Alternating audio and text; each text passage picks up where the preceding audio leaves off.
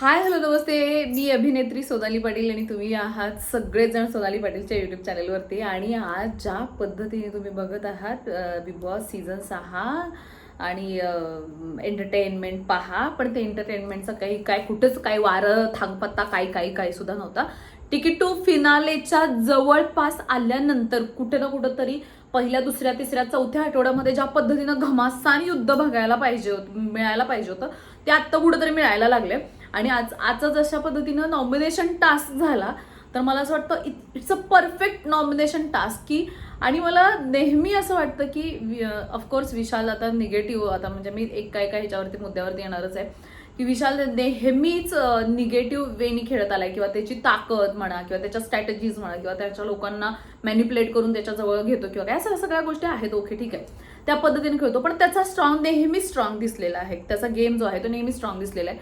पण आजच्या गेममध्ये सुद्धा त्याने ज्या पद्धतीनं दाखवलं आणि ज्या पद्धतीनं सुरू झालं बापट आणि त्या दोघांमध्ये, आणि त्याचा एंड जो झालेला आहे तो इतका अफलातून झालेला आहे. पहिल्यांदा असं वाटलं की बिग बॉसमध्ये आत्ता काय होते आणि ह्याच्यानंतर काय होईल, बापरे.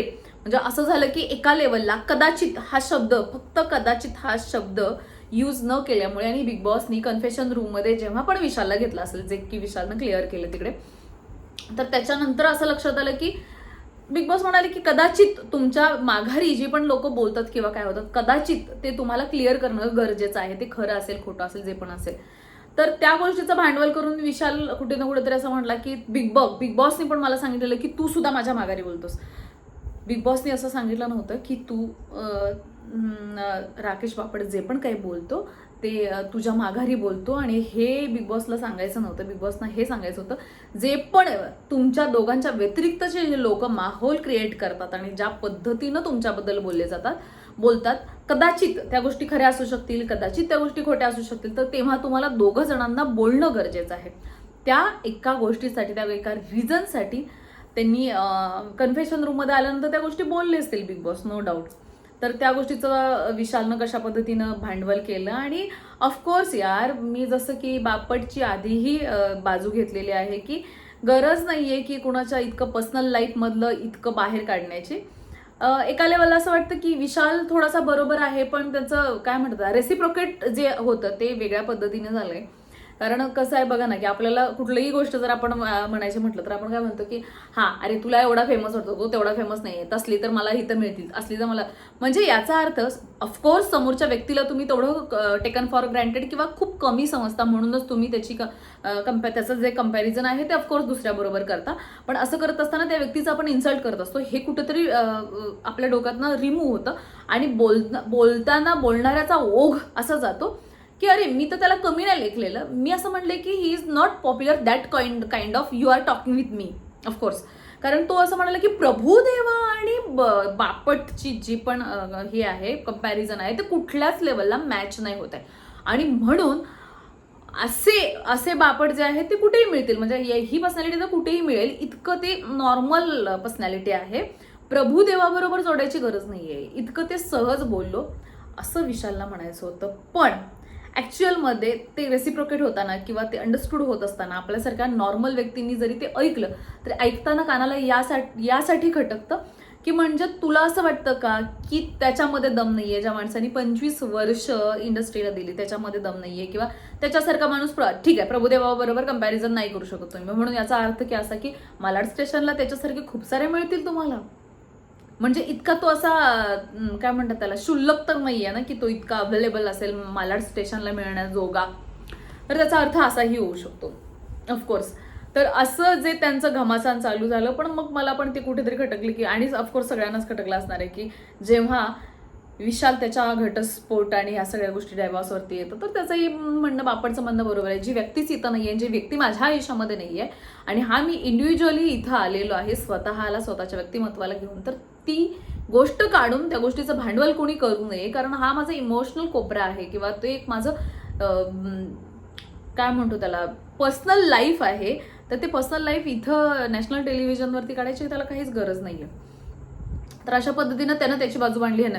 पण ज्या पद्धतीनं दोघांच्या मध्ये जे चालू होतं सुरू झालं ज्या पद्धतीने किंवा मिड झाला ज्या पद्धतीने, एंड झाला ज्या पद्धतीनं, तो वे नसायला पाहिजे होता. तो वे मला असं वाटतं की असायला पाहिजे होता की टास्कमध्ये तुम्ही खेळताय, एकमेकांच्या बरोबर भिडायला लागलाय की तू असं काय केलंस, तसं काय, किंवा तू ह्याला का असं म्हणालास, त्याला का तसं म्हणालीस, जे पण काय आहे त्या वेळी त्या दोघा जणांमध्ये घमासान व्हायला पाहिजे होतं, जे की झालं नाही. जे झालं ते फार इतके इंडिव्हिज्युअली लेवलला झालं, जेव्हा जिकडे टीव्ही फोडायचा होता सगळ्यांचा, प्रत्येकाला की कोण नॉमिनेट वाटतं आणि त्याच्यापेक्षा बेटर. पण मला तिथं खूप छान खेळला विशाल या बाबतीमध्ये. मी म्हणते जेव्हा त्यांनी रेवाचं नाव घेतलं आणि रेवाचं नाव घेतलं तेव्हा त्याची अशी इच्छा होती की तू अजून कुठल्या तरी व्यक्तीच्या नावासाठी, तुझं सोडून दुसऱ्या कोणाच्या तरी व्यक्तीच्या नावासाठी तू मला कन्व्हिन्स कर, मी नाव घेतो. तर त्याला खूप असं वाटत होतं की तिथं त्यांनी तन्वीचं नाव घ्यायला पाहिजे होतं, तिथं तिने दीपालीचं नाव घ्यायला पाहिजे होतं, पण तिने दीपालीचं नाव घेतलं नाही, तन्वीचं नाव घेतलं नाही, सागरदादाचं नाव घेतलं. तर ऑफकोर्स सागरदादानी ही लोक एका ह्याच्या ग्रुपमध्ये असल्यामुळे ऑफकोर्स तो त्याच्याबद्दल कन्व्हिन्स होणारच नव्हता.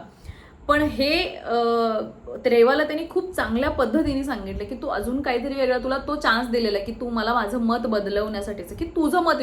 मग रेवाला पण कळायला पाहिजे होता की इट्स इंडिव्हिज्युअल. कारण कसं होते, पुढे पुढे पुढे जाईल तसं ते पूर्ण ना हे होऊन जातं ना, काय म्हणू त्याला, गेम जसा पुढे ढकलेल त्यावेळेला तेवढाच तो मायक्रो होत जातो ना.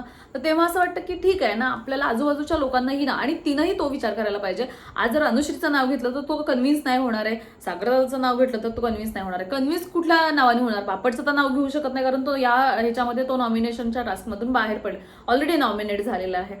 तिकडे आता कोण उरलं, मग रेवा तर खेळतेच आहे, दुसरं तन्वी राहिली आणि ही राहिली दीपाली ताई. तर दोघींपैकी कोणाचं तरी नाव घ्यावं अशी विशालची इच्छा होती, म्हणून त्यांनी तिला तो चान्स दिलेला आहे. हे रेवाच्या नंतर लक्षात आलं. ऑफकोर्स ती म्हणाली की नंतर की थँक्यू, तू मला ती तशी बोलण्याची संधी दिली. पण आणि सगळ्या दुनियेला माहिती आहे की आता राखीचं जरी नाव घेतलं तरी राखीचं काय होणार आहे हे सगळ्या दुनियेला माहिती आहे.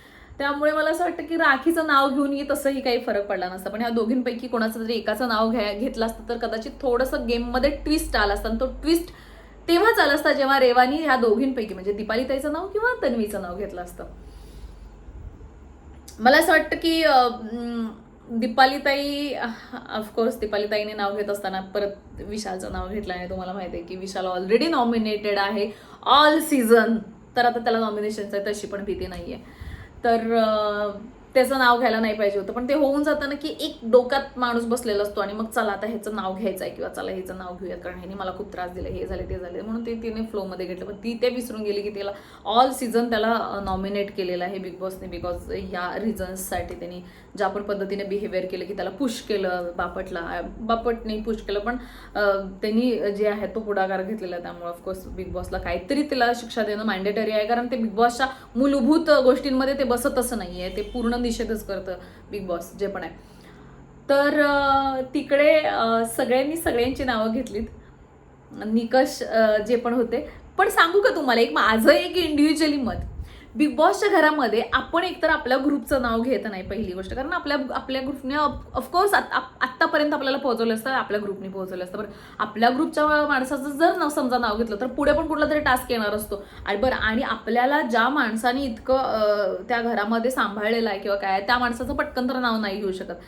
आणि समोरच्या व्यक्तीचं नाव घ्यावं किंवा काय करावं तर तेच रिपीट मोडवरती घिसीपिटे की ह्याचा गेम मला दिसलेला नाही, त्याचा मला गेम दिसलेला नाही, त्याने काय आतापर्यंत केलं नाही, त्याने टास्क खेळलं नाही, हे इतकं रिपीट मोडवरती होतं की नाही की एका लेवलला की कितीच बोलायचं, एका गोष्टीवरती किती बोलायचं, म्हणजे काय बोलू शकतो आपण, तेच मोनोटोनच होऊन जातं. म्हणजे एखाद्या व्यक्तीला प्रत्येक टास्कमध्ये की तुझा गेम नाही दिसत आहे, तुझा गेम नाही दिसत आहे, तुझा गेम नाही दिसत आहे, म्हणून त्याचा गेम दिसत नाहीये का? पण मग सांगायचं काय, तर ते होऊन जाते की तुझा गेम नाही दिसत आहे, कारण मग सागरदादा अपोजिट पार्टीमध्ये आहे, कारण विशाल अपोजिट पार्टीमध्ये, कारण ती अनुश्री अपोजिट पार्टीमध्ये, वाईस वर्सा. पण जे पण आहे ते, तर मग काय बोलायचं, मग तू हे नाही करत, तू ते नाही करत, म्हणजे पूर्ण वाभाडे काढायचेच आहेत तर ते काढायचेच आहेत. मग ते कितीही तुम्ही काम करा, तुम्ही कितीही चांगले टास्क खेळा, तुम्ही कितीही चर्चेमध्ये राहा, काय करा, हे कारण तो टास्क आहे ऑफकोर्स, तर ते करायलाच हवं. मग ते रिपीट मोडवरती जसं रेवा म्हणाली तसं मोनोटोन होतच. तिने सागरला बोलली की तुझा मोनोटोन होतो, पण ऍक्च्युली सगळ्यांचा जसा गेम मायक्रो होत जातो तसा सगळ्यांचं मोनोटोनलाच येतं. ह्याचं कारणच ते आहे कारण तुम्ही किती टास्कला एखाद्या व्यक्तीबद्दल किती तेच रिझन देणार आहात, कारण घरामध्ये तर काय असं वेगळं काही अघटित घडत नाहीये की त्या गोष्टीला पकडून तुम्हाला हे करायला पाहिजे. तर अशा पद्धतीने पण जे पण झालेलं आहे, जे पण घमासान युद्ध झालेलं आहे, तर मला खूप असं वाटतंय टॉप 5 मध्ये जे पण आहे किंवा टॉप 3 मध्ये मला विशाल खूप स्ट्रॉंगली दिसतो. मला तिकडे बापट स्ट्रॉंगली दिसतो, मला तिकडे तन्वी स्ट्रॉंगली दिसते, अनुश्री मला तिथे स्ट्रॉंगली दिसते, दीपाली ताई दिसते. तर ही लोक तरी मला आत्ताच्या टॉप 5-6 जे पण आता मी जेवढं पण नंबरिंग केलं तेवढ्यामध्ये दिसतात. आणि टॉप 3चा जर विचार करायला गेलं तर मला तन्वी, बापट आणि ऑफकोर्स विशाल दिसतो. तर ह्या सगळ्या गोष्टी आहेत. आणि तुम्हालाही आजचा एपिसोड बघून ऑफकोर्स मजा आली असणार आहे, कारण मलाही मजा आली. मी इन्स्टालाही इन्स्टंटली व्हिडिओ टाकलेला आहे आणि हाही जो व्हिडिओ आहे तो मी अपलोड करते. तर बघत राहा बिग बॉस सीझन 6 आणि एंटरटेनमेंट पहा, कारण हॅपनिंग होतंय आणि मलाही आवडतंय. So yeah, take care, good night, bye bye.